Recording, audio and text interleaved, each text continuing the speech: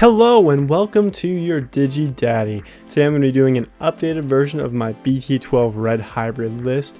We're just going to jump right into it and go along with the deck list and then some of my changes and updated thoughts since last week. So we're still going to be doing 4 copies of Yokomon. Just one of the best eggs of the deck. I did see some people running the Gurimon, where if you have 6,000 DP or more, you get to draw one.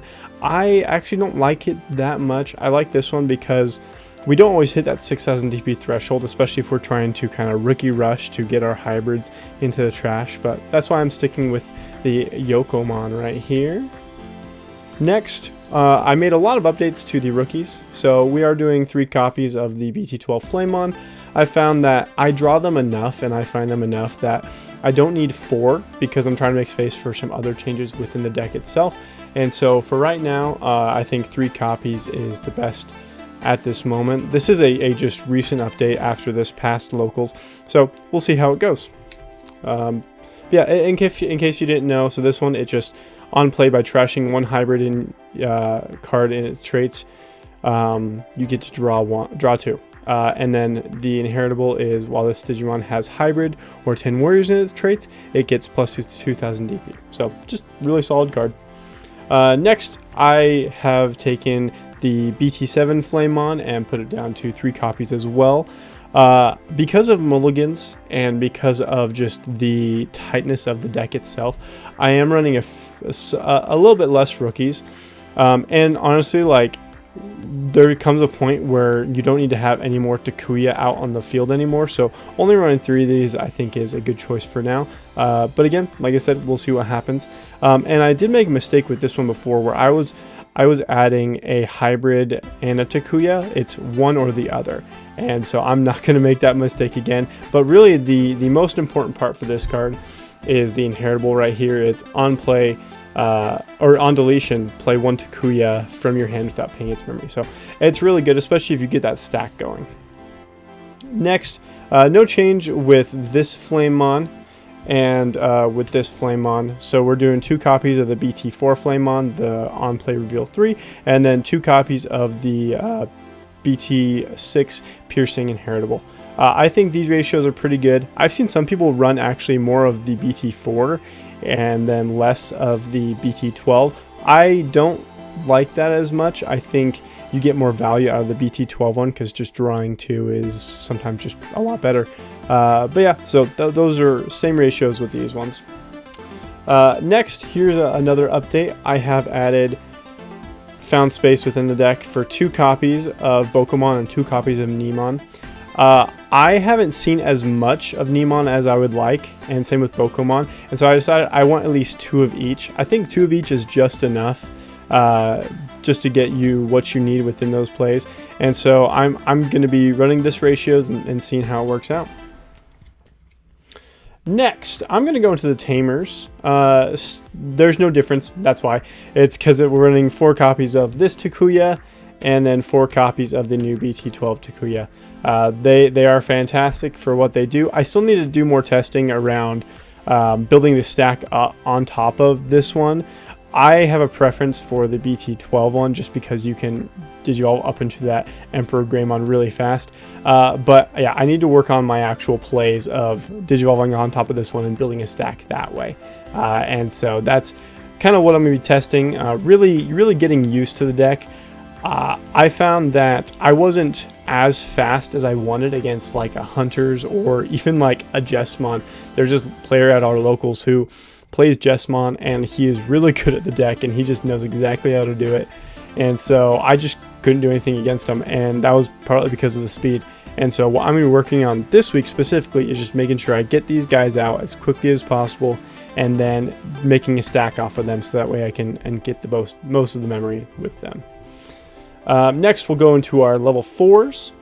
We are going to be doing same thing. Our level 4s didn't change. 4 copies of the BT12 Agunimon, 4 copies of the BT12 Burning Greymon, and then 4 copies of the BT7 Burning Greymon.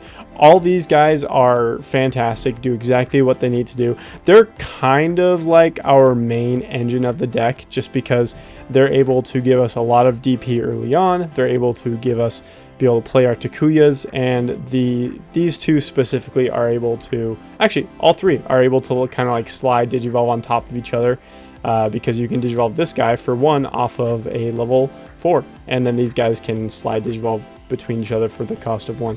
So they're kind of like our main engine in a way, and so yeah, there's no changes there. They do exactly what you need them to do, and they are fantastic. There's a change here to the ultimates. I'm going to be running just 4 copies of Aldemon. This is kind of hard. I would prefer running 6 copies, 6 ultimates in my deck, but with how much searching we get within this deck, I'm going to test it out and see how it does. I think, yeah, just going for the level 5s, the 4 level 5s would work really well. But yeah, we'll see. Next, we're going into our level 6s. Still 2 copies of the BT7 Emperor Greymon. It's when Digivolving Blitz, and then if it's blocked, you can unsuspend it and then gain 1 memory for each Digivolution card with Hybrid in its traits. I've seen some people just completely take this out of the deck. I don't agree with that, mainly because it is just a really good way to end games. If you have the Takuya in play, you can Digivolve up into that Emperor Greymon and Blitz for game, and so I love this card. I think it's really good, especially with the extra consistency within the deck. Next, we're going to be running 3 copies of the new BT12 Emperor Greymon. Fantastic card. It's a great new boss monster for the deck. Security attack +1. When Digivolving, delete one of your opponent's Digimon with 6000 DP or less. Then, if this Digimon has a red tamer in its Digivolution cards, delete one of your opponent's Digimon with DP less than or equal to this Digimon's DP instead. 17,000 is about what I found is the number that you're usually sitting at if you have your full stack. And so you can delete pretty much anything except for that Jessamon player. Like I said, I think he got to like 23,000, something crazy like that. But and then yeah, on deletion you can play that Takuya Kanbara. Yeah, I like it. I like this ratio. I think it's pretty good. It is kind of like the new main boss monster, if you can Digivolve up into it.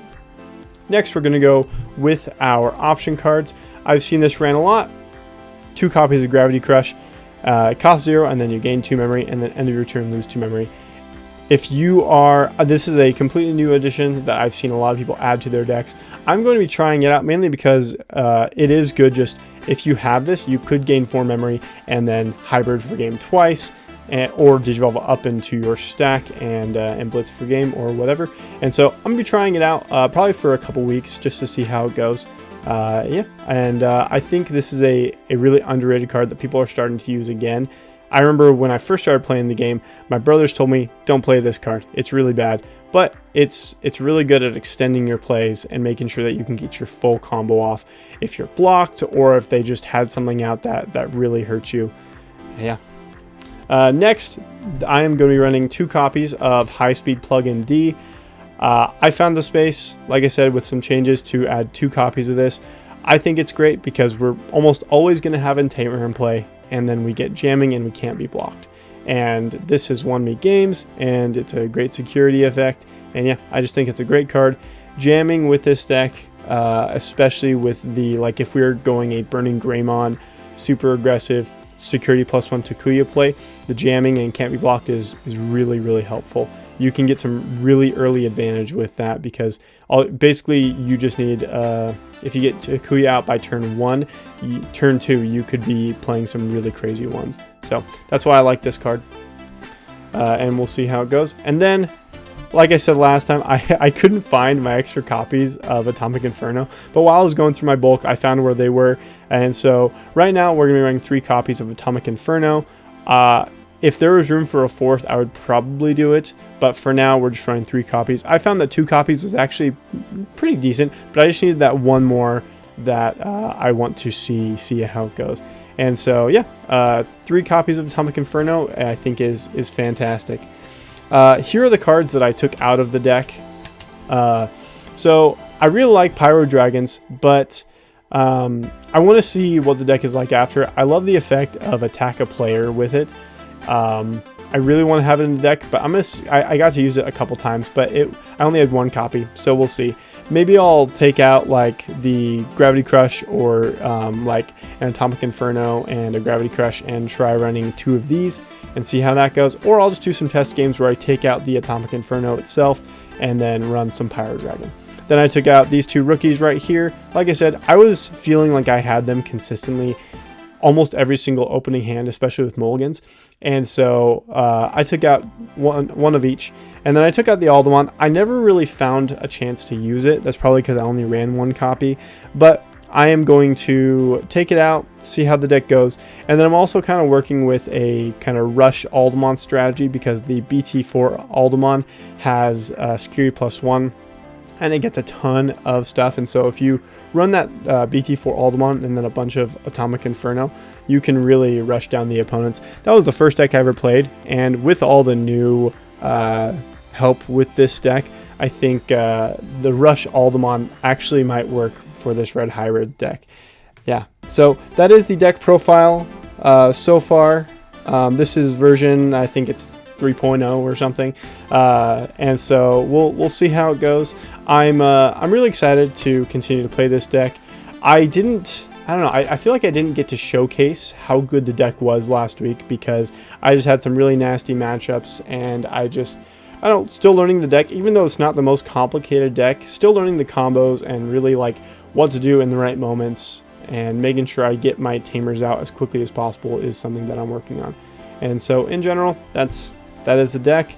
And yeah, if you guys like this deck profile, definitely comment, like, subscribe. We're at like 40 something subscribers now. At 100 subscribers, we are going to go into a Discord and start doing some tournaments with some prizing. It's pretty simple stuff, but it should be pretty fun. Yeah, so yeah, like, comment, subscribe, and if you have any suggestions or anything, definitely let me know, and I will see you guys next time.